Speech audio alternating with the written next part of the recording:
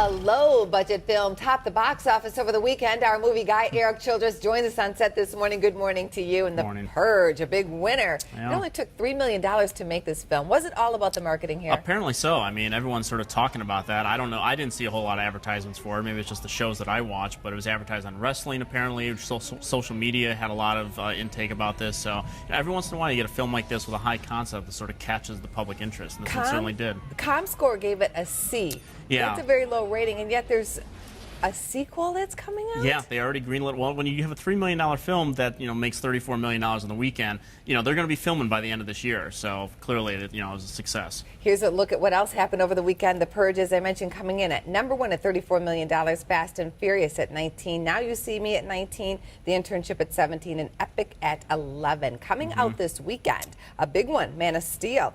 Also joining that will be This Is the End, and Before Midnight is expanding into 600 theaters. Let's start with Superman. Yes, let's start with Superman.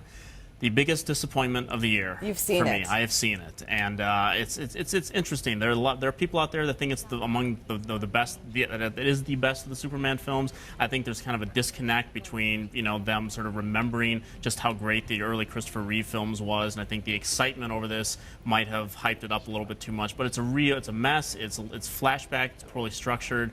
I think it's going to do very well this weekend, obviously, but I think that word of mouth is not going to be great on it. Budget-wise, how will it do? Well, budget, I mean, it's a $225 million budgeted film, so this is a film that's going to have to make, $550-some million worldwide, which is very capable of doing. Although the last Superman film for Warner Brothers back in 2006 didn't even break 400. So I think this one's going to do better, but it's going to be curious to see the long-term prospects of it. What are you recommending for this weekend? Well, This Is the End, which got opened on Wednesday.